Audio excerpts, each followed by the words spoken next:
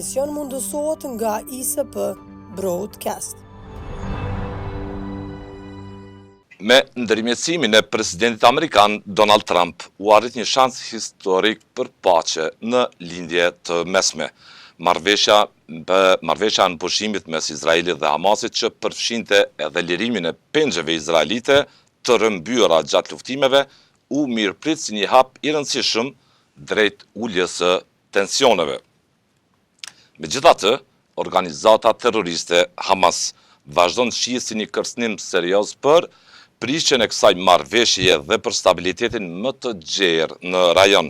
Në këtë kontekst, të ndërlikuar marrëdhëniet e reja mes Izraelit dhe Kosovës marrin një dimension pa diskutim të veçantë, të themeluara pas marrëveshjes së vitit 2020 në Washington.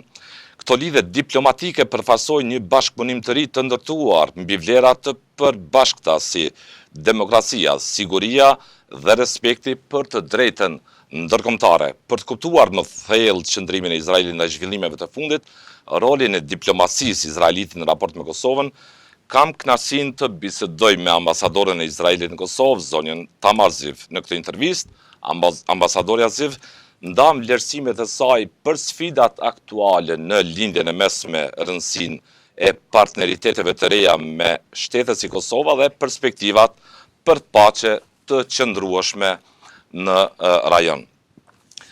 Your Excellency, Ambassador Tamar Ziv, thank you very much for your time in this interview. Thank you very much for having me. How do you currently assess the security situation in the Middle East after the recent conflicts? Well, I think that from many points of view, we're in a better situation than we were during these 2 years. As you know, Israel fought a battle on 7 different fronts. Of course, Gaza, after the attack of the Hamas on the 7th of October 2023, the war began there. But in addition to that, if you remember, Hezbollah joined the fighting from Lebanon. Hezbollah is a very notorious terrorist organization. There was another front with Iran, the West Bank, Iraq, and of course the Houthis in Yemen. So basically, if we take a look at the region as a whole in the Middle East, then the situation has improved because we have managed to severely weaken the Hezbollah as a result of the changes that happened in Lebanon. And the regime in Syria has also changed. And Assad, who was very pro-Iranian and a big supporter of the Shiite axis from Iran through Syria into Lebanon, actually was ousted, and now we're even in a situation in which we're having discussions with the Syrians about possibly some kind of agreement. The situation in Lebanon has changed dramatically, and the Lebanese government is taking responsible for the security situation there and trying to, let's say, take hold of Hezbollah weapons and so on, according to the agreement. So basically, from many points of view, the situation has improved, and also from the Israeli point of view, the situation in Gaza is better than what it was, of course, on the 7th of October. But I must say that in Gaza, the situation is still very delicate and unclear.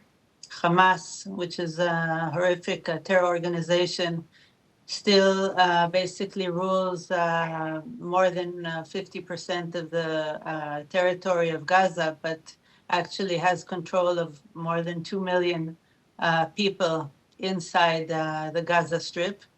And as you've probably seen, they're extremely notorious, and just as they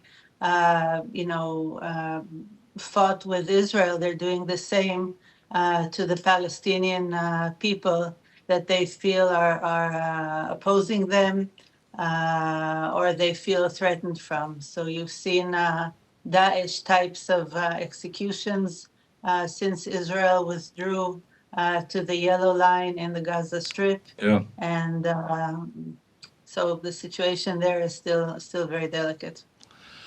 What are the biggest obstacles to a lasting peace between Israel and the countries in the region? Well, I think that basically, if the situation in the Gaza Strip really changes as a result of the 21-point Trump plan, then we have a very good possibility of having a huge change in the whole Middle East and of creating a different reality there. I think there's a lot of potential. As I mentioned before, the region has changed, and I didn't mention the 12-day war with Iran that happened in June, during which, again, we significantly weakened the nuclear abilities of the Iranian regime as well as the long-range missile abilities. And I think this really changes the game in the Middle East and creates a real possibility to have a different Middle East in the foreseeable future. And in the same question, do you think Israel's approach to regional diplomacy has changed in recent years? Oh, well, that's a big question. I don't know if the diplomacy has changed so much as the reality has changed on the ground as a result of the October 7th attack on Israel. I think that when Mohammed Sinwar, head of the military faction of Hamas in Gaza, when he decided to attack Israel, he had completely different expectations of what would happen in the region. He was pretty much sure that Hezbollah would join the fighting immediately, and just as they attacked from the south, Hezbollah would attack from the north. They were connected to the Iranian axis and received support, and both financially with training and with military equipment. And basically, this situation has completely changed. Completely changed. Yes, seeing what happened in the war with Iran, with Hezbollah in the north, in Syria, you have the whole, many parts of the Iranian axis that have actually been extremely weakened, and the power game has changed. So I think that, basically, it's not so much, I think, the diplomacy, but the war has created a different reality in the region. Ambassador Ziv, is it possible to talk about lasting peace in a region that has historically faced continuous conflicts? Well, I'm a big optimist, and I believe that peace is possible. But Hamas has to be dismantled from their military capabilities, and Hamas cannot rule the Gaza Strip. You need a huge change in the mindset of the Palestinians in order for there to really be peace. I'm not sure that the spectators are aware of it, but in the school books of children, in kindergartens, in nursery schools, children from the age of 4 or 5 are taught to hate Israel and Israelis and Jews. The games that they're taught to play there are war games. Let's kill Jews. The textbooks that they study from are textbooks that incite hatred and jihad. So, and this is also the case in the West Bank. So if we want a real change in the region, and if we want to have peace, the first element is a huge change that has to happen in the mindset. And in the mindset and education of the Palestinians. They have to want to be able to live alongside Israel in peace. This has not been the situation for the past 100 years. What are the essential components to build long-term peace? Is it just security or also economic development, education, and interpersonal connections? Ambassador Ziv. Well, it's everything that you mentioned, but first and foremost, it's security. Israel and Israeli people have to know that they don't have on their border a terrorist entity that set out to annihilate us. Once we have this type of security, that those that are living on the other side of the border are interested to coexist, I think all of the other elements that you mentioned are possible. And we've been there in the past. In the 1990s, we had the Oslo Accords. That was at the time of President Clinton, where it was a time, by the way, in which we also signed a peace agreement with Jordan in 1994. And we had very serious talks with the Palestinians about creating the two-state solution. We were very, very close to creating a Palestinian state alongside Israel.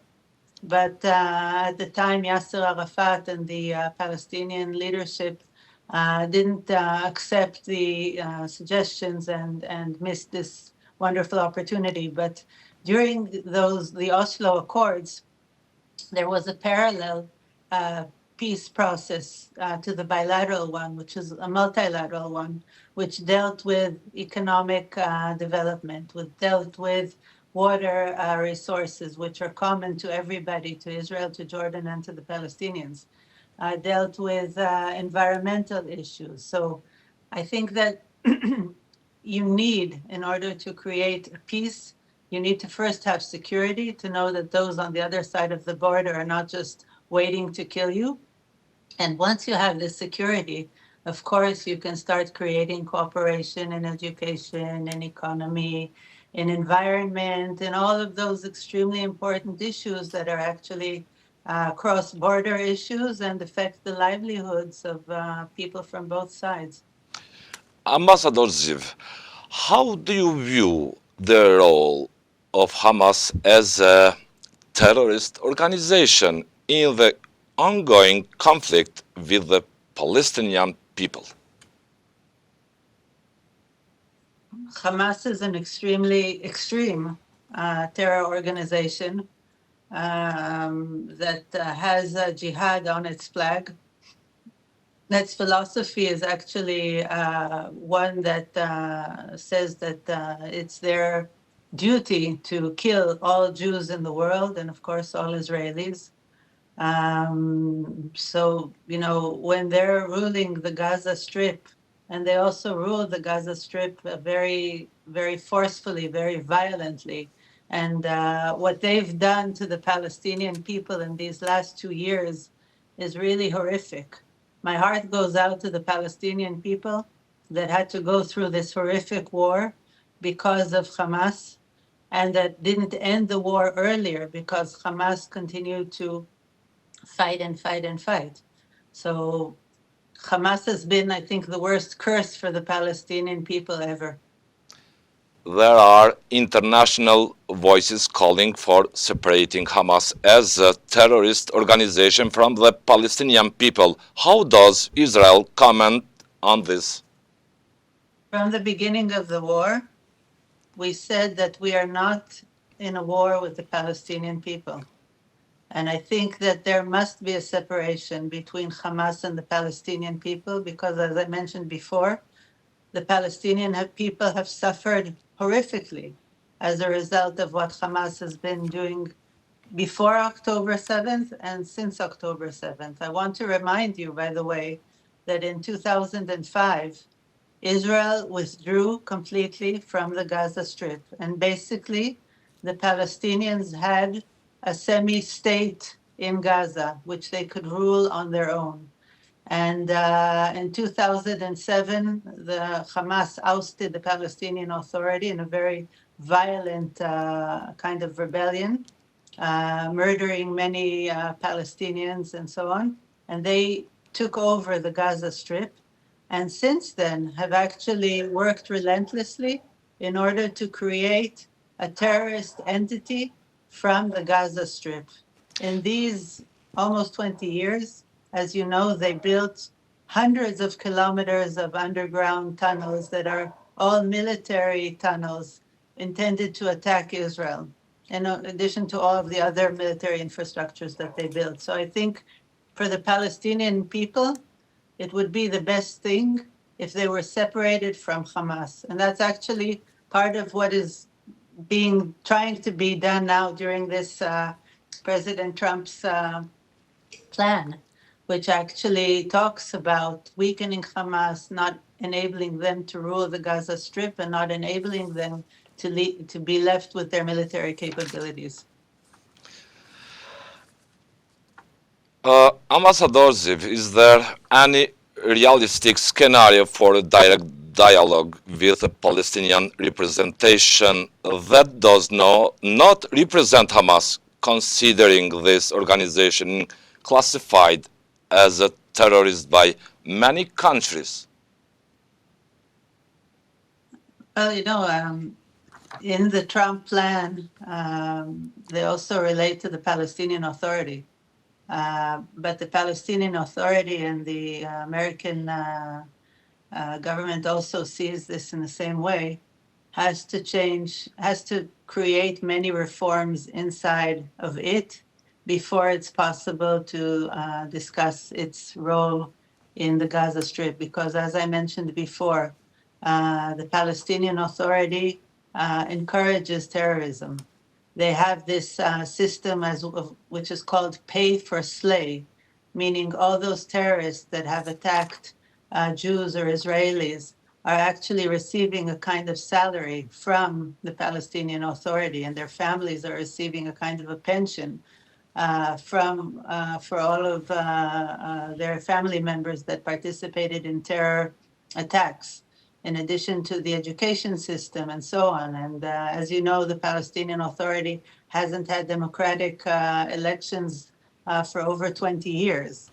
So I think that, once reforms are made, and I hope they will be made as part of the Trump peace plan, then maybe it'll be possible to start a dialogue with them as well. How do you view the two-state solution proposal as a path to long-term peace?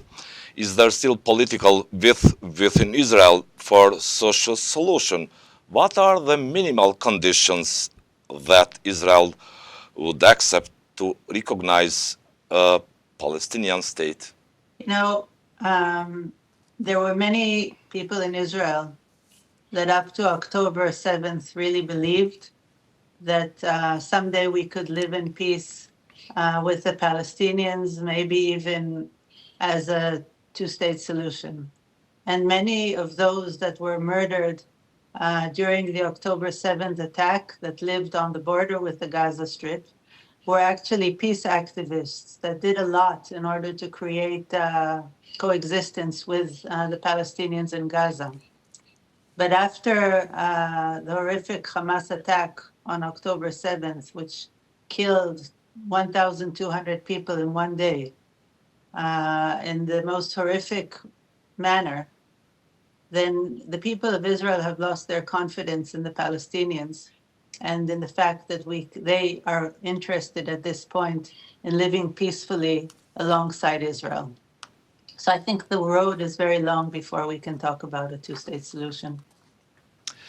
Ambassador Ziv, how does Israel assess the American mediation in the Israeli-Palestinian conflict, especially during different administration? Has the U.S. position changed after the Abraham Accords? What expectation does Israel have from the U.S. regarding the next phases of the peace process? Well, the United States has always been Israel's biggest ally and supporter, and this has not changed since Israel's establishment in 1947. So, there are different governments in the United States, but traditionally, historically, we've always had a wonderful bipartisan relationship, both with the Democrats and with the Republicans. Um, Historically, it is known that it was during President Trump's first first government that the Abraham Accords were signed, which was a huge, huge, huge achievement for Israel and for the region and the Middle East. And this creates the potential for a continuation of these Abraham Accords to additional countries in the Middle East, like Saudi Arabia and others, and also in the Muslim world in general. And during the second Trump administration, and of course, the president and his administration's role has been pivotal in changing the reality in the region, and of course in Gaza, achieving this peace deal. We're still in the first phase of the peace of this deal.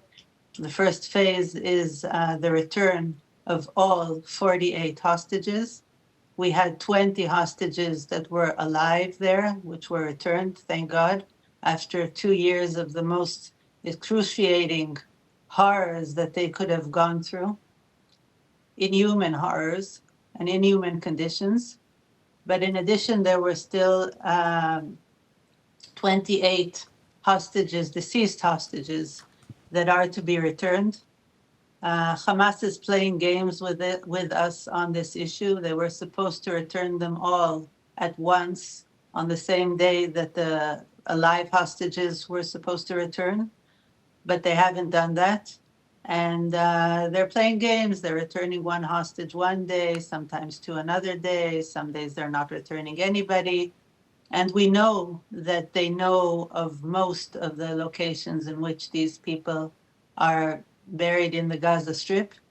So you can say that from this point of view, Hamas has been breaching the agreement that was achieved. And in addition, at the beginning of this week, Hamas has seriously breached the agreement once more by attacking our troops, by firing anti-missiles on tanks and on our forces, killing 2 Israeli soldiers and wounding others. So the road to the implementation of this peace agreement is not very clear from Hamas's point of view. And I really hope that they'll stop playing with these games, that they'll return all hostages, so that we can go from the first stage of the agreement to the second stage of the agreement. Ambassador Ziv, continue the interview. How do you assess the progress in diplomatic relations between Israel and Kosovo since the official recognition? Is the opening of an Israeli embassy in Pristina accepted soon? What are the obstacles, if any? What are Israel's main priorities in relations with Kosovo?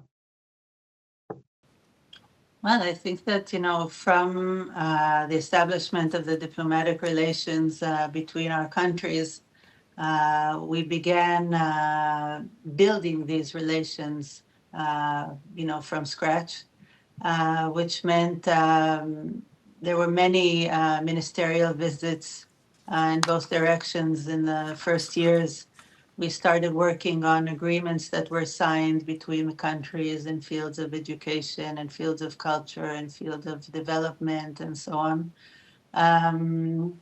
And actually working on relations in all spheres, with the government, with non-governmental bodies, with universities, with cultural entities, with economic business people, and so on. So basically, the relationships began very, very well, and even despite the fact that for the past 2 years we've been extremely busy with the war Yeah. that was brought upon us, and our attention was more, dealing with this catastrophe that we were going through.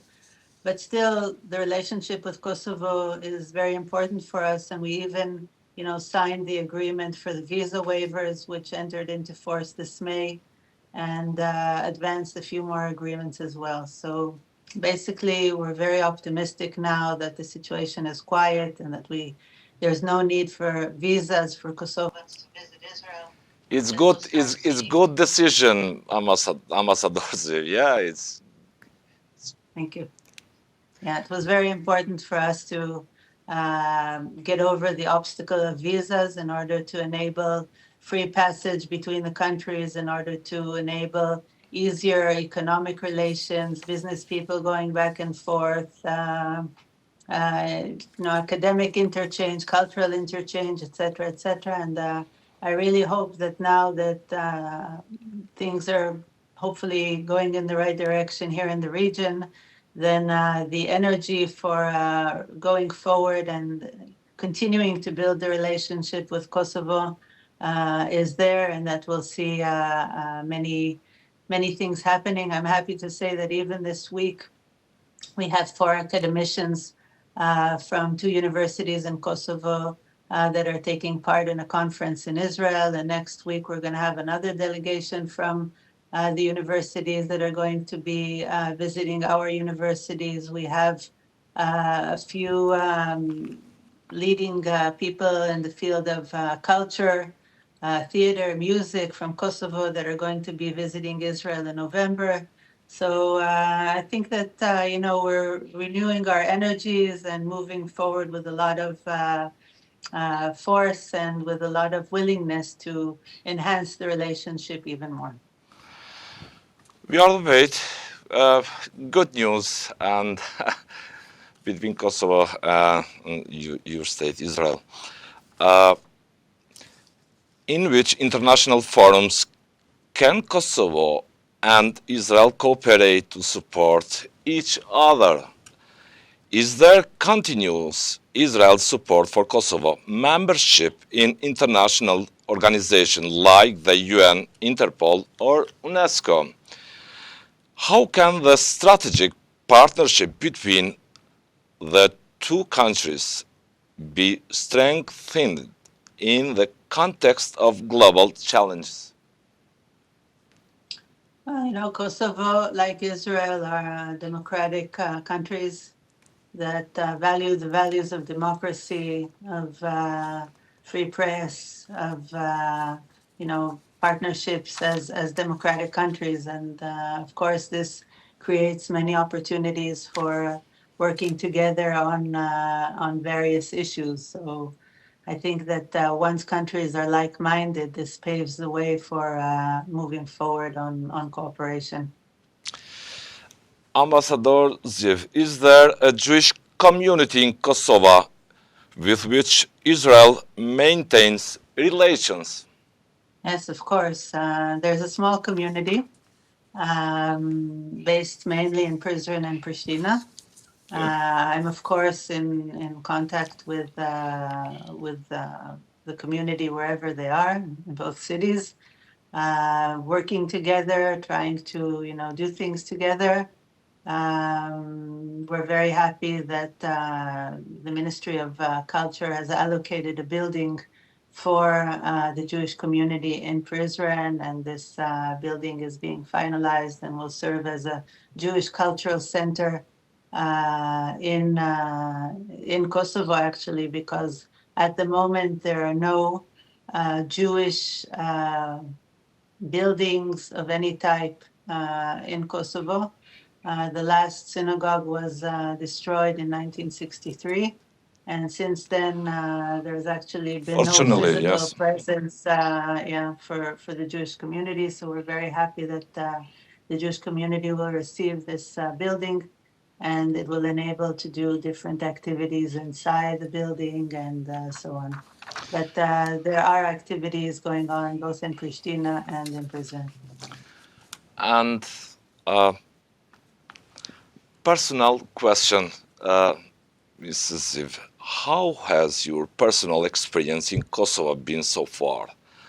What has left the biggest impression on you? How does your personal and diplomatic experience influence your approach to the challenges of a country in conflict? What are some messages you would like to convey to the citizens of Kosovo? Well, I'm happy to say that, my personal experience in Kosovo is excellent. I think that the most moving thing for me in Kosovo are the people. Okay. Moving, very moving, the people. Okay. The people are extremely warm and open and welcoming and friendly and receiving. And from the first day that I stepped foot in Kosovo, this is what I felt. I feel at home when I'm in Kosovo. I feel that there's a very big affinity between the people of Kosovo and the Israeli people. And numerous visitors from Israel to Kosovo have told me, we just arrive and we feel at home. We feel that we're the same thing, that we have the same vibe, that we have the same type of energy, that once we meet, we click.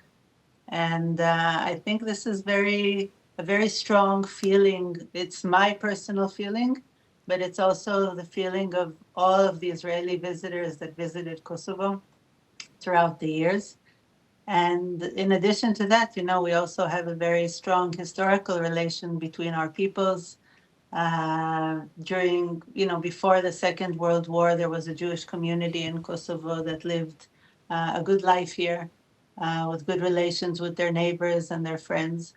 And unfortunately, during the war, many of the Jewish community were killed, but many others were also saved by Albanian families that went according to the Besa Code and really saved the lives of many of their Jewish, some of them friends, some of them people that they didn't even know, and they risked their lives in order to save their own lives.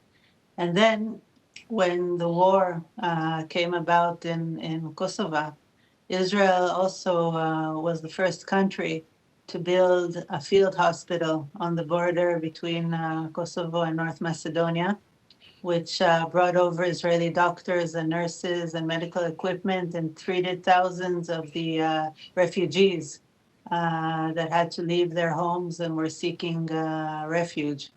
And after that, there were also children that were brought to Israel in the summer in order to, leave the country, change atmosphere. And since then, historically, the relationship between the peoples has been a very good and strong relationship. And I'm sure that this relationship will go forward. I want to thank you so much, Ambassador Ziv, for your time. And I hope see you soon in Pristina. Amen. Shalom, Ambassador. Bye-bye. Bye.